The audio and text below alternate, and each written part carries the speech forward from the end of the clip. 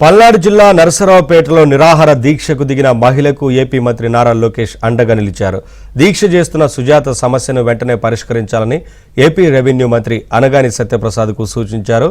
దీంతో మంత్రి అనగాని బాధితురాలికి ఫోన్ చేసి వివరాలు అడిగి తెలుసుకున్నారు. లోకేష్ భరోసా ఇవ్వడంతో బాధితురాలు సుజాత తన దీక్షను విరమించింది.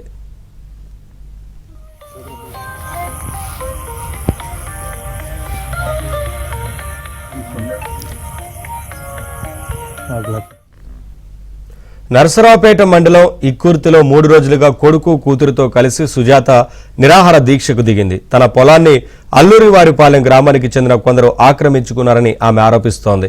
తన సమస్యపై 2016 నుంచి ఇప్పటి వరకు ఎన్నిసార్లు అధికారులకు విజ్ఞప్తి చేసినా పట్టించుకోలేదని ఆమె ఆవేదన వ్యక్తం చేసింది.